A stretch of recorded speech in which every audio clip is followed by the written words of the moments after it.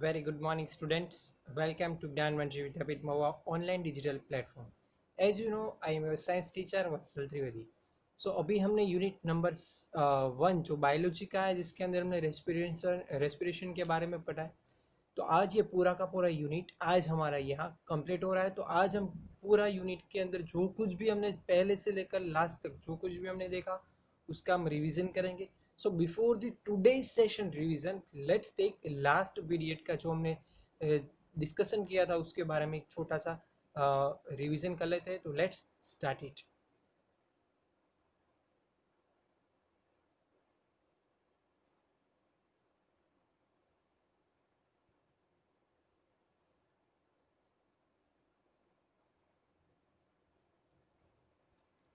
Okay, so first of all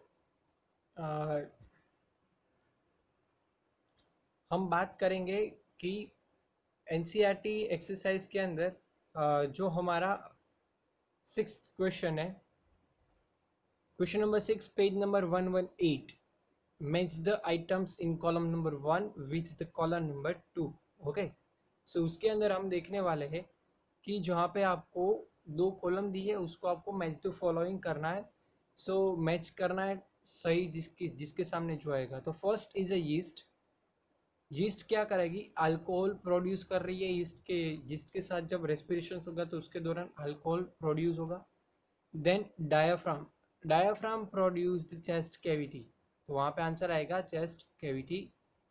sorry, diaphragm और chest cavity के साथ एक पार्ट है जिसके अंदर डायाफ्राम होता है.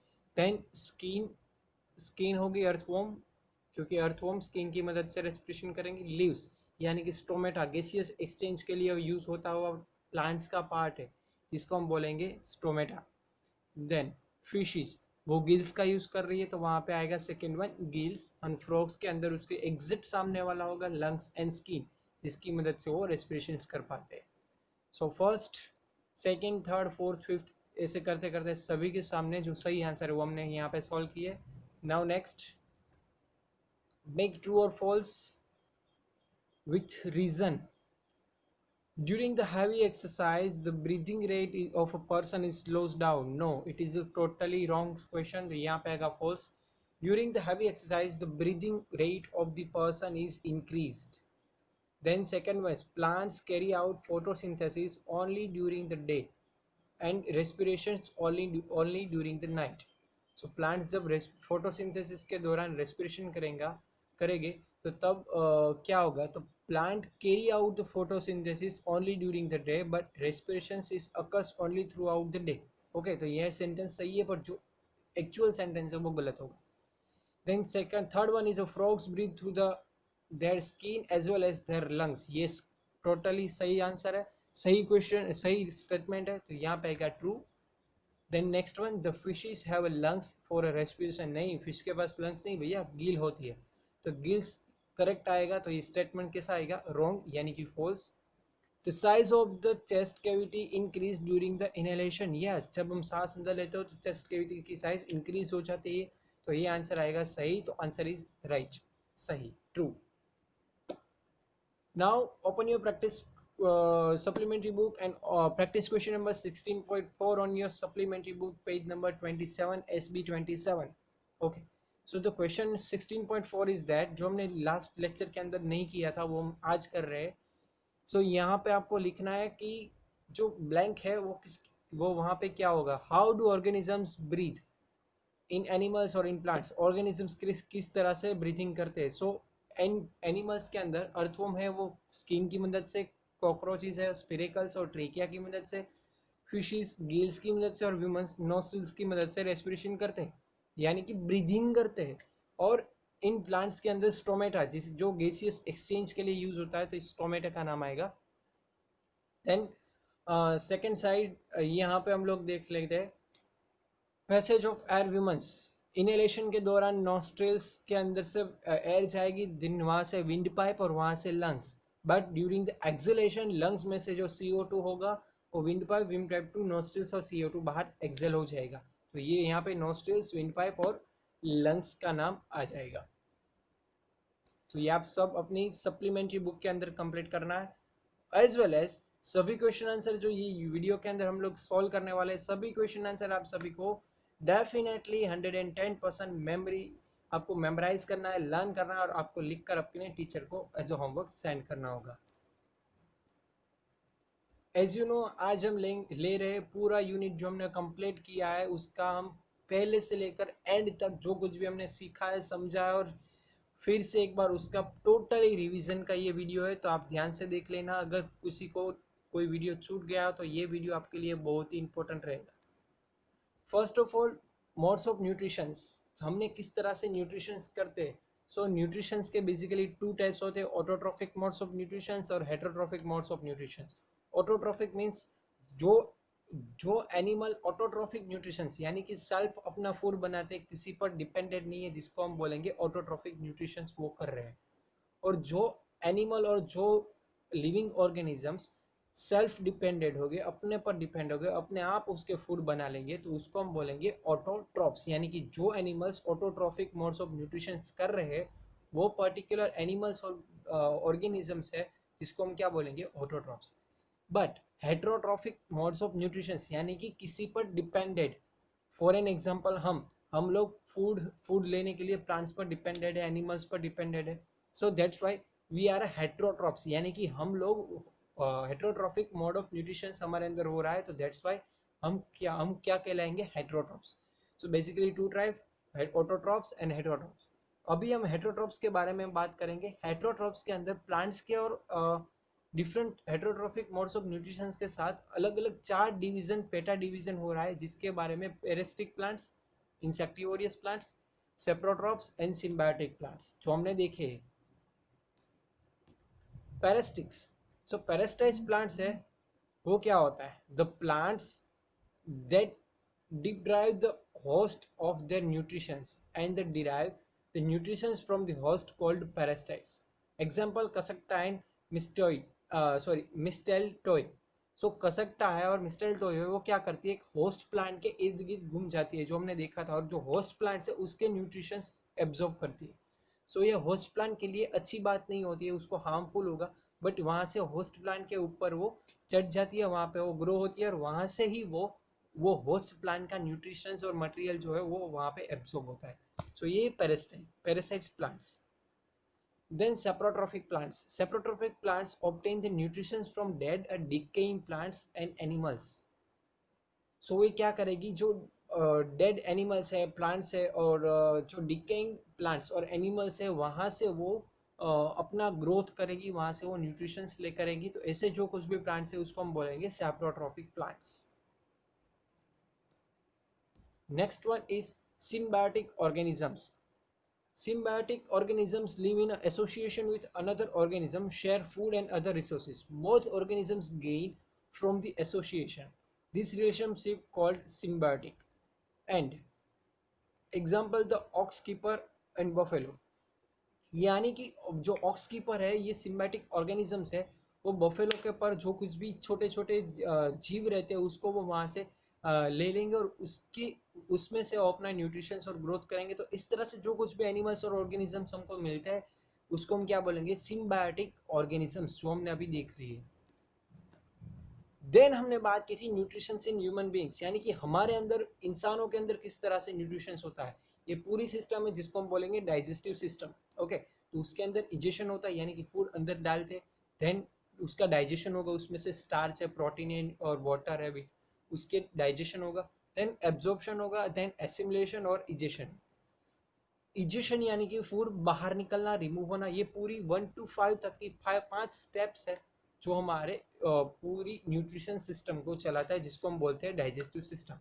सो हमारी डाइजेस्टिव सिस्टम के अंदर कई सारे ऑर्गन्स है जो सब मिला के एक सिस्टम बनती है जिसको हम बोलेंगे डाइजेस्टिव सिस्टम। तो कौन से ऑर्गन्स है, so first is a mouth. उसका स्ट्रक्चर कैसा है, the mouth contains the teeth, tongue and saliva glands. Mouth के अंदर सलाइवा ग्लैंड्स होती है, टीथ होती है और टंग्स होता है। उसका फंक्शन क्या है, the mouth helps to ingestion and digestion of food into the simplest substance. वो फूड को अंदर इंजेशन में यूज हेल्प करता है और उसको सिंपलेस्ट सब्सटेंस के अंदर फूड को कन्वर्ट करने में हेल्प करता है। Then second one is stomach. It is a J shape muscular bag. Okay, thick और जे शेप मस्कुलर बैग है जो आप यहाँ पे स्क्रीन पर भी देख सकते हो। उसका फंक्शन क्या है, इट इज अ, वो क्या करेगा, सिक्रीट करेगा म्यूकस हाइड्रोक्लोरिक एसिड और डाइजेस्टिव जूसेस को वो सिक्रीट करेगा, और उसकी मदद से वो वहाँ पे प्रोटीन का डाइजेशन उसके अंदर हो रहा है, जो हमने देखा था। HCl जो फूड को एसिडिक बनाएगा, देन म्यूकस है वो एसिडिक फूड से जो स्टमक की इनर वॉल है उसको प्रोटेक्ट करेगा, और डाइजेस्टिव जूस है जिसको हम ट्रिप्सिन बोलते हैं, जो अभी सिलेबस के अंदर नहीं है बट आपके लिए नॉलेज है। सो ट्रिप्सिन है जो वो क्या करेगा, पेप्सिन और ट्रिप्सिन नाम का जो जूस होते हैं, तो वहाँ पे वो प्रोटीन का डाइजेशन करेगा। Then small intestine small intestine की साइज 7.5 मीटर लॉन्ग होती है और हाईली कोलाइड होती है, और वो क्या करेगा, it is digested the semi solid और semi digested food using the intestinal and pancreatic secretions and bile. ये पेनक्रियाटिक और पेनक्रियाज और लीवर में से जो कुछ भी सिक्रिट हो रहा है, जो जूस सिक्रिट हो रहा है, उसको वो एब्जॉर्प्शन करेगा, और उसके साथ मिलकर वो पूरी एसिमुलेशन प्रोसेस कर कर जो उसमें से डाइजेशन को एब्जॉर्ब कर लेगा, जो कैसा फूड होगा, सेमी डाइजेस्टेड फूड होगा। Large intestine, it is a wider than the shorter tube than the small intestine, that is about 1.5 meter length। उसकी लेंथ कितनी है, 1.5 मीटर लेंथ है, और वाइड है कंपेयर टू स्मॉल इंटेस्टाइन से ज़्यादा वाइड है, that's why it's called large intestine. So the उसके फंक्शन क्या है, वो जो सेमी सॉलिड फॉर्म है उसमें से जो वाटर है उसको एब्जॉर्ब कर लेगा, मटेरियल है, सॉल्ट है, विटामिन है, उसको वो एब्जॉर्ब करेगा और उसको पास कर देगा रेक्टम के अंदर, और वहाँ से वो थ्रू दी एनस बॉडी से बाहर निकल जाएगा। देन हमने देखा है रेस्पिरेशन। रेस्पिरेशन टू टाइप का देखा था, एरोबिक रेस्पिरेशन और anaerobic respiration. So aerobic respiration is a process through the which glucose is broken down into the carbon dioxide and water using the oxygen release energy. यहाँ पे हमने देखा था कि ऑक्सीजन की प्रेजेंस में अगर रेस्पिरेशन हो रहा है, यानी कि आप यहाँ पे देख सकते हो, तो glucose in presence of oxygen के साथ मिलकर वो कार्बन डाइऑक्साइड रिलीज कर रहे हैं, और वाटर और energy in form of ATP के फॉर्म में वहाँ पे जनरेट होगी, प्रोड्यूस होगी। Same it is, but anaerobic उसके अंदर थोड़ा ऑपोजिट है, कि वहाँ पे ऑक्सीजन की एब्सेंस रहेगी, that's why glucose in absence of oxygen के एब्सेंस में अगर ग्लूकोज यहाँ पे रेस्पिरेशन करेगा, तो वहाँ पे वो कार्बन डाइऑक्साइड तो रिलीज करेगा, बट साथ में वाटर प्रोड्यूस करेगा, और वहाँ पे एनर्जी के बदले अल्कोहल है वो जनरेट करेगा। ये प्रोसेस ज़्यादातर यीस्ट के अंदर और बैक्टीरियल ऑर्गेनिजम्स के अंदर ज़्यादातर मिलती है। देन फिश जो अपना रेस्पिरेशन गिल्स की मदद से कर रही है। So the gills is a projection of the skin, they are well supplied with blood vessels which allows the exchange of gases. Fish can use oxygen dissolved in water, पानी के अंदर जो डिजोल्व हुआ होगा जो ऑक्सीजन होगा, उसको वो क्या करेगी, वो ऑक्सीजन को वो अपने रेस्पिरेशन के लिए गिल्स की मदद से वो यूज करेगी। Same it is breathing in cockroaches. Cockroach किस तरह से ब्रीथिंग करेंगे, so oxygen rich air rushes through the spiracles into the tracheal tubes और diffuse यानी कि पास होगा through the body tissue and reaches the all and every cell of the body। Cockroaches के अंदर एक स्पिरिकल्स होती है और एक ट्रेंकिया होती है, तो स्पिरिकल्स की मदद से वो ऑक्सीजन पहले हवा में से स्पिरिकल्स में जाएगा, और बाद में वहाँ से वो जाएगा ट्रेंकियल ट्यूब के अंदर, ट्यूब में से वो पर्टिकुलर टिश्यू और टिश्यू में से पर्टिकुलर सेल तक ये पूरा ऑक्सीजन होगा वो अंदर जाएगा। इसी तरह से वो इनहेलेशन भी करेगा और एक्सहेलेशन भी करेगा। Same it is earthworm. Earthworm अपना ब्रीथिंग करने के लिए, रेस्पिरेशन करने के लिए अपनी स्किन का यूज करती है, तो स्किन में से ऑक्सीजन लेगी और बाद में वो स्किन के पर्टिकुलर सेल तक जाएगी, और वहाँ से वो CO2 रिलीज कर देगी और थ्रू आउट स्किन से ही वापस निकल जाएगी। तो इस तरह से इनहेलेशन और एक्सहेलेशन अर्थवॉर्म के अंदर विथ यूज ऑफ स्किन की मदद से होगा। Now let's solve some revision questions. Write the definition of autotrophic and heterotrophs. So autotrophs, that means organisms that can make their own food, are called autotrophs, and heterotrophs means organisms that cannot make their own food and are dependent on the other organisms is called heterotrophs, जो हमको मालूम है.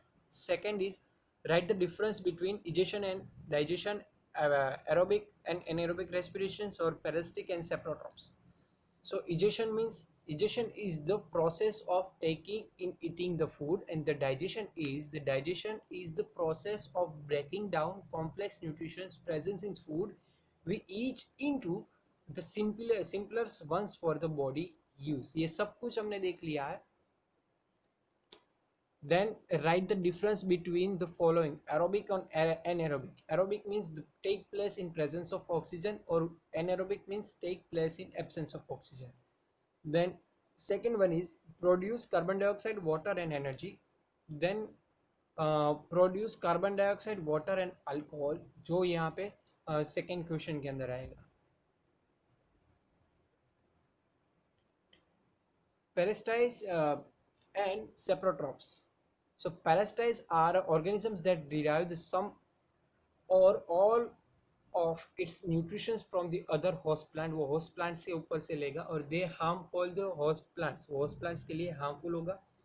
Then saprotrophs के अंदर देखें तो saprotrophs are the organisms that gets nutrition from the dead or decaying matter. They do not feed the living organisms. Okay. Next question is that write the equation of photosynthesis and aerobic respiration.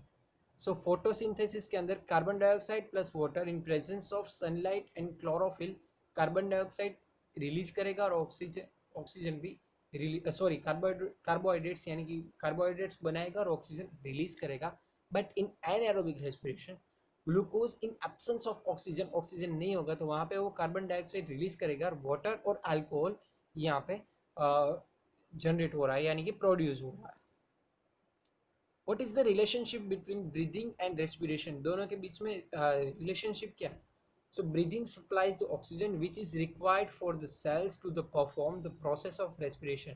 क्या करेगा? Cell को requirement के लिए oxygen supply करेगा, उसको हम respirations बोलेंगे. During the respirations the oxygen that we inhale it used to break down the glucose, energy and other by-products. Okay, so आज हमने पूरा रिवीजन यहाँ पे हमने कर लिया है. सभी पूरा यूनिट फर्स्ट से लेकर लास्ट तक सब कुछ टॉपिक हमने वापस एक बार रिवीजन सेशन के अंदर डिस्कस कर लिए very shortly. Then if any types of doubt, अभी भी कोई भी डाउट्स है तो you can ask me, I will definitely solve your doubt. So आज के ये वीडियो के अंदर जो भी क्वेश्चन करा है सभी क्वेश्चन आपको लर्न कर मेमोराइज कर आपके रिस्पेक्टिव टीचर को सेंड करने होंगे. सो अभी के लिए stay happy, stay home, bye, thank you very much, take care.